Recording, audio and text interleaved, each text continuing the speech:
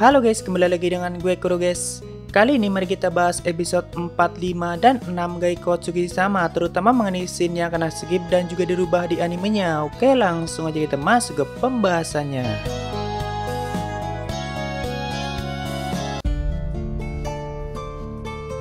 Pertama, pada saat Ark dan Ariane menuju kota Diento dengan menggunakan teleportasi, di LN-nya Ariane juga menjelaskan kalau bangsa Elf juga bisa menggunakan teleportasi, tapi hanya ke beberapa titik yang memang saling terhubung dan itu pun perlu energi sihir yang sangat besar. Jadi hampir di semua kota-kota atau desa Elf punya titik teleportasi dan itu yang biasa mereka gunakan sebagai perjalanan antar kota. Makanya Ariane sangat terkejut karena Ark bisa sesuka hati menggunakan teleportasi tanpa mantra walaupun hanya pada tempat yang sudah pernah Ark kunjungi kalau jarak jauh. Tapi di episode 6-nya juga ditunjukkan kuil teleportasi yang digunakan Ariane dan Dylan untuk pergi ke kota Maple. Itu adalah informasi yang sangat rahasia dan Ariane sangat berpesan pada Ark untuk jangan mengatakannya pada siapapun karena manusia tidak mampu menggunakannya. Lalu pada saat mereka sudah bertemu Danka dan saling berdiskusi, di LN-nya Ark juga bertanya banyak mengenai hutan Kanada dan kota Maple atau tempat tinggal bangsa Elf.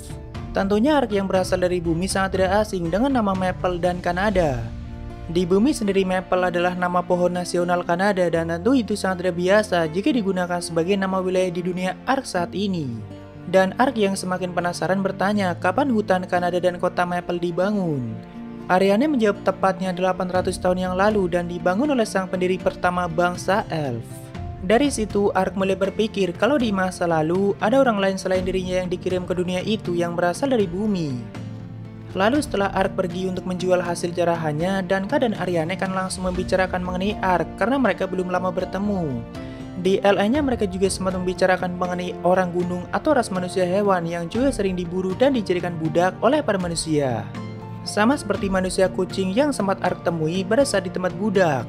Jadi Danka sempat mengira di balik armornya mungkin Ark adalah ras manusia hewan karena mereka punya kedekatan dengan makhluk roh sama seperti ras Elf dan juga punya hubungan yang baik dengan bangsa Elf. Soalnya hampir tidak mungkin ada makhluk roh seperti Ponta yang mau dekat dengan seorang manusia walaupun ya Ark aslinya bukan manusia. Ras manusia hewan juga bisa menggunakan sihir dan punya fisik yang sangat tinggi, bahkan beberapa di antaranya jauh melebihi ras Elf. Apalagi yang jenisnya adalah serigala, mereka sangat ahli dalam menggunakan sihir dan punya wilayah sendiri di kota bernama Fabunak. Hal itulah yang dibicarakan oleh Danka dan Ariane guys. Sedangkan di saat mereka berdua membicarakan hal itu, Ark sedang pergi mencari toko yang mau membeli hasil jarahannya. Ya seperti biasa, Ark selalu mencari keuntungan di setiap pembantaiannya, asalkan dari orang jahat bagi dia tidak masalah. Namun di LN-nya ditunjukkan bagaimana Ark bernegosiasi dengan pedagang yang mau membeli hasil jarahannya. Karena yang dia bantai sebelumnya bukan bandit biasa atau suruhan dari bangsawan Diento, bahkan salah satunya adalah anak bangsawan itu sendiri yaitu Udoran. Nah jadi pastinya senjata dan peralatan yang mereka gunakan bukan kualitas rendah, malahan punya harga yang sangat mahal. Sedangkan pedagang yang mau membelinya tidak punya uang sebanyak itu, jadi Ark yang baik hati menjualnya dengan harga yang sangat murah.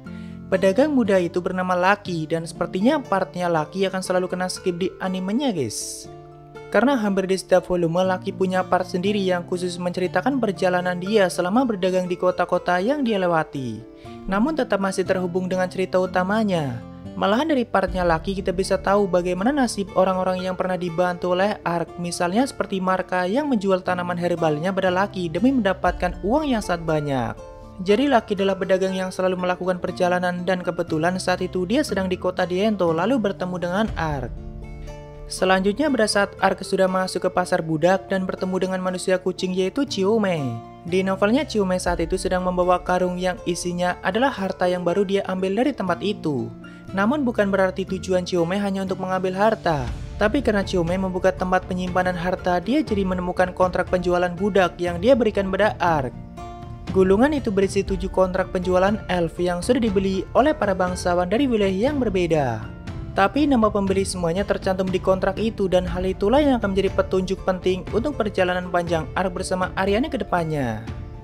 Setelah itu Ark melawan para penjaga pasar budak bersama Ariane dan Danka dan di situ Ark menggunakan sihir bumi yaitu Rock Shot dan memanfaatkan fisiknya yang sangat tinggi untuk menghancurkan tubuh dan tengkorak para penjaga. Karena Ark berada di level tertinggi yaitu 255, jadi fisiknya sangat kuat. Sehingga cerita Ark dan Ka dan Ariane berhasil menyelamatkan 4 elf yang ditahan dan keluar dari kota Diento. Nah, setelah mereka keluar, pasar budak yang baru saja mereka serang mengalami kebakaran yang cukup besar. Tapi kalau di novelnya, tidak hanya satu tempat yang mengalami kebakaran hebat pada saat itu, karena ada 4 pasar budak di kota Diento dan 3 lainnya juga mengalami kebakaran atau diserang. Kejadian itu yang harusnya menjelaskan kenapa Chiome dan satu temannya datang ke Diento. Karena mereka juga punya tujuan seperti Ariane, yaitu menyelamatkan rasnya yang sedang ditahan di pasar budak. Cuma rasnya Chiome tidak ada di pasar budak yang menahan para elf, dan otomatis dia mencari ketiga pasar budak lainnya sekaligus menyebabkan kebakaran itu. Dari situ, Ark juga sudah curiga apakah wanita kucing yang dia temui yang menyebabkan kebakaran di 3 tempat lainnya. Walaupun untuk kecurigaan, Ark tetap ditunjukkan di episode 5-nya pada saat istana Marquis kebakaran di beberapa tempat dan itu bukan Ark atau Ariane yang melakukannya. Dan Ark menduga itu mungkin perbuatan Chiome. Tapi ya masih masuk akal, mungkin Chiome dendam pada Marquis selalu menyebabkan kekacauan di sana walaupun Marquisnya sudah mati. Lalu kita masuk ke episode 5-nya guys. Saat itu, Ark dan Ariane memutuskan masuk ke istana Marquis untuk menyelamatkan 2 elf yang ditahan di sana. Di light novelnya, Ark sempat bertanya pada Ariane kenapa elf dijual sangat mahal dan biasanya mereka digunakan untuk apa. Soalnya Ark melihat harga di kontrak penjualan sangat mahal, terutama untuk elf yang pria. Ariane menjelaskan kalau elf wanita biasanya digunakan sebagai budak seks atau kesenangan lainnya. Sedangkan untuk yang pria biasanya dipaksa untuk menggauli bangsawan wanita atau bangsawan yang sudah membelinya. Karena ras elf kan punya banyak kelebihan dibanding manusia, terutama dari segi sihir, fisik, dan kedekatan mereka dengan makhluk roh. Nah, makanya manusia mencoba berbagai cara untuk mendapatkan sedikit kelebihan yang dimiliki oleh bangsa elf, yaitu keturunan dari elf pria, karena jika ibunya manusia, tetap saja anak yang dilahirkan adalah manusia, namun dengan sihir dan fisik yang lebih tinggi daripada manusia biasa. Hal itu juga menjelaskan kenapa banyak keturunan bangsawan yang punya kelebihan dalam hal sihir, tidak seperti manusia pada umumnya. Kalau di anime setelah memasuki istana, mereka berdua langsung bisa menemukan kamar Marquis dan menemukan 2 elf yang baru saja akan Marquis nikmati lalu menyelamatkannya. Bagian itu hampir sama dengan manganya, tapi cukup berbeda dengan light novelnya guys. Tentu manga juga mengikuti light novelnya sama seperti anime. Kalau di LE-nya kita ditunjukkan seberapa paniknya Marquis setelah mendapat laporan dari Celiska mengenai 4 pasar budak yang terbakar secara bersamaan. Jelas itu menimbulkan kepanikan di kota dan Marquis tidak mungkin membiarkannya. Jadi dia segera mengirimkan banyak pasukan ke pasar budak miliknya sendiri yang sebelumnya Ark datangi, karena 3 lainnya milik bangsawan lain. Nah, karena pasukan Marquis berkurang sangat banyak, otomatis penjagaan di istana juga sangat kurang. Sedangkan Ark dan Ariane bisa menyelinap tanpa banyak masalah. Awalnya mereka berdua berkeliling ruangan di istana itu untuk mencari keberadaan elf dan akhirnya menemukan satu elf yang sedang ditahan di sebuah ruangan. Dari satu elf itulah mereka berdua mengetahui ruangan Marquis. Jadi di novelnya sama aja ada 2 elf yang sedang ditahan, tapi satu di ruangan bawah dan satu lagi mau dinikmati oleh Marquis. Bukan 2 sekaligus, tapi mungkin Marquis di anime ataupun manga sangat brutal guys, makanya langsung menyantap 2 sekaligus. 2 elf cantik itu bernama Una dan Sena, walaupun gak bisa bedain mana yang Una dan mana yang Sena. Tapi yang ditemukan Ariane pertama kali adalah Una, sedangkan yang akan dinikmati Marquis malam itu gilirannya Sena. Ya, mereka berdua sudah 2 tahun menjadi budak seksnya Marquis, walaupun kata Una itu waktu yang sangat sebentar karena dia punya umur yang sangat panjang. Tapi tetap saja menjadi budak Marquis selama 2 tahun tentu sangat menjijikan dan juga sangat mengerikan. Namun Ark juga sempat melirik tubuh Una yang sangat mulus karena saat itu dia cuma menggunakan pakaian yang sangat tipis dan juga tembus pandang. Walaupun dia langsung meminjamkan jubahnya untuk digunakan sebagai pakaian sementara. Sehingga cerita mereka menuju ruangan Marquis dan berhasil menyelamatkan Sena. Namun di LE-nya Ark sempat menutupi kepalanya dengan kain yang dia ambil karena dia tidak mau terkena masalah ke depannya. Soalnya itu adalah kastil bangsawan, sedangkan saat itu Ark belum kepikiran buat tinggal di desa elf. Otomatis dia berpikir jauh ke depan dan tidak mau menjadi buronan atau semacamnya di saat tinggal di kota manusia. Ya, walaupun Ark sangat kuat, tapi dia selalu berpikir di saat mau melakukan apapun atau tidak asal bertindak. Oh ya, di light novelnya Udoran juga tidak mungkin dimunculkan lagi di momen itu karena memang dia sudah mati akibat serangan Ark sebelumnya. Justru terkesan tidak masuk akal kalau Udoran masih hidup dan sampai ke rumahnya secepat itu. Karena jarak dari hutan sebelumnya sampai ke kastil Marquis itu sangat jauh dan juga banyak monster liar. Ark saja memakai teleportasi dan belum lebih dari 1 hari di kota Diento. Lalu penyiksaan yang dilakukan Una dan Senna pada Marquis juga jauh lebih kejam karena tentunya mereka sudah mendapatkan perlakuan kejam dari Marquis selama 2 tahun. Bahkan kedua tangan Marquis sampai ditancapkan ke dinding menggunakan pisau sambil disiksa oleh mereka berdua sampai mati. Tapi saat itu Ark sibuk mengumpulkan harta jarahan yang sanggup dia bawa karena baginya itu sangat penting. Nah, di sini Ark menemukan sebuah pedang dengan lambang singa dan itu terbuat dari bahan mithril, yang jika digunakan maka bisa meningkatkan kecepatan dasar dan serangan dari sang pengguna. Nantinya pedang itu akan diberikan pada Ariane karena punya kualitas yang sangat baik dan merupakan senjata kelas tinggi. Setelah menyelamatkan Una dan Senna, mereka kembali ke tempat sebelumnya dengan membawa jarahan yang sangat banyak lalu menuju desa Lalatoya. Tapi di novelnya tentu Una dan Senna ikut berteleportasi bersama Ark dan melakukan perjalanan bersama menuju desa Lalatoya. Mereka juga ikut membantu membawakan harta jarahan yang sangat banyak dan sempat melihat wujud tengkorak Ark bersama Ariane. Sebenarnya Una dan Senna sama sekali tidak menyangka kalau kesatria Maple seperti Ariane akan datang menyelamatkan mereka dan tentunya belum mengenal satu sama lain. Di perjalanan mereka berempat sampai ke desa Lalatoya, Ark sempat bingung kenapa seringkali dibuat muter-muter. Tapi ternyata hal itu untuk menghindari para monster liar atau supaya tidak berpapasan dengan mereka. Karena sebagai elf biasa, Una dan Senna punya penglihatan dan bisa merasakan energi roh yang lebih sensitif dari Ariane yang merupakan Dark Elf. Namun dari segi fisik dan pertarungan, Dark Elf jauh lebih unggul.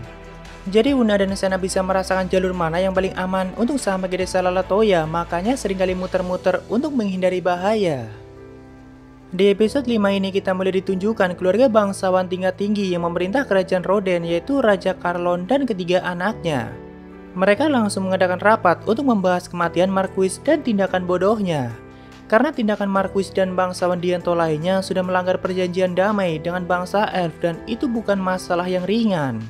Banyak hal yang ditampilkan di novelnya terkait dengan permasalahan itu, terutama perselisihan yang sedang terjadi di kerajaan Roden sendiri. Tapi memang dari awal mengenai permasalahan antar wilayah dan politik kerajaan di novel ini sangat banyak yang kena skip di animenya dan mungkin untuk menyingkat durasi guys. Walaupun sebenarnya sangat kompleks di novelnya. Tapi intinya saat itu ketiga anak raja yaitu Dakares, Sek, dan Yuriarna saling bersaing untuk mendapatkan kekuasaan dan menggantikan posisi raja nantinya. Namun pihak yang paling baik adalah fraksinya Yuriarna karena dia sangat memikirkan kesejahteraan rakyatnya dan sangat tidak menginginkan ada perbudakan atau mencari masalah dengan bangsa elf. Justru dia sangat menginginkan punya hubungan yang baik dengan bangsa elf. Nanti gue bahas lebih detail di pembahasan selanjutnya aja guys. Berikutnya kita masuk ke episode 6-nya di mana Ark telah sampai di desa Lalatoya dan tinggal di sana untuk sementara.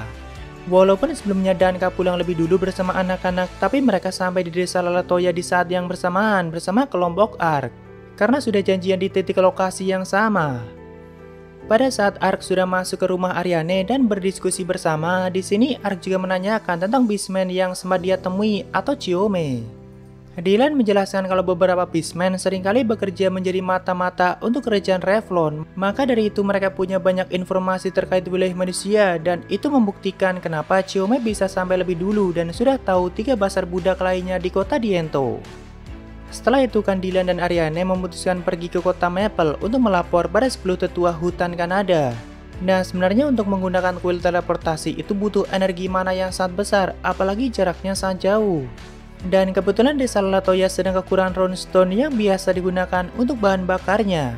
Jadi saat itu Ark memberikan runestone yang dia dapat dari monster Basilisk yang sebelumnya dia kalahkan dan itu punya energi yang cukup besar atau lebih dari cukup.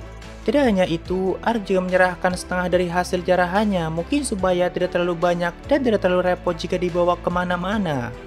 Sebenarnya harta sebanyak itu nggak terlalu berarti buat bangsa elf karena koin mereka sendiri malahan terbuat dari emas murni sedangkan koin manusia hanyalah campuran dari logam dan emas.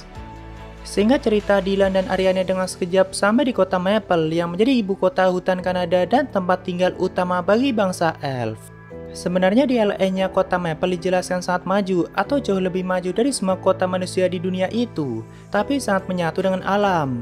Misalnya cara Ariane menuju ruang 10 tetua itu menggunakan lift dengan bantuan sihir. Dan masih banyak teknologi luar biasa lainnya di kota Maple yang diciptakan dengan bantuan sihir dan alam. Sejauh yang manusia ketahui, kota Maple hanya ditinggali oleh ras elf, tapi sebenarnya masih ada ras lain, yaitu kurcaci yang keberadaannya sangat disembunyikan dari dunia luar. Karena mereka hampir punah. Mereka lah yang berperan besar dalam pembangunan kota Maple sampai menjadi sangat maju dan punya teknologi yang sangat unik. Jadi selama 800 tahun belum pernah ada manusia yang menginjakan kakinya di kota Maple dan gak akan mampu juga.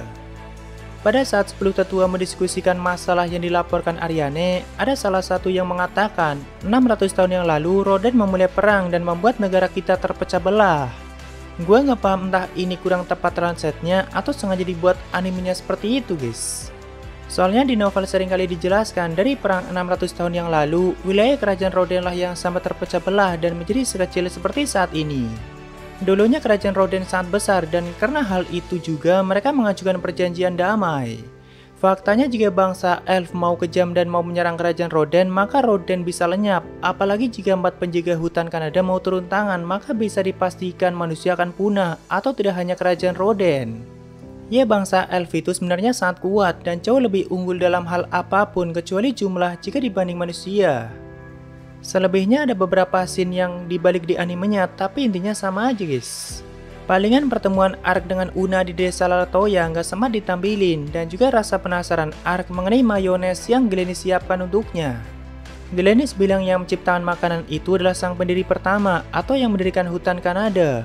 Tapi sayangnya dia sudah mati, soalnya walaupun umur elf sangat panjang, tapi kebanyakan tidak lebih dari 400 tahun. Jadi kesempatan Ark untuk bertanya langsung pada pendiri utama atau Evangeline sudah tidak mungkin. Lalu untuk latih tanding Ark melawan Glennis, itu Ark sengaja tidak menggunakan sihir-sihir kuatnya dan cuma melatih teknik bertarungnya dari segi refleks, kecepatan, dan serangan dasar. Walaupun sebagai Dark Elf, Glennis juga sangat kuat dan dialah yang seringkali melatih Ariane selama ini. Mungkin nanti di episode 8-an kesana kita bisa melihat skill-skill tingkat tinggi Ark yang sangat keren parah guys. Ya mungkin segitu aja untuk pembahasan kali ini. Jika ada kesalahan gue minta maaf atau kalian bisa koreksi aja di bawah. Thank you udah mampir, sampai ketemu di video lainnya. Salam kuro guys.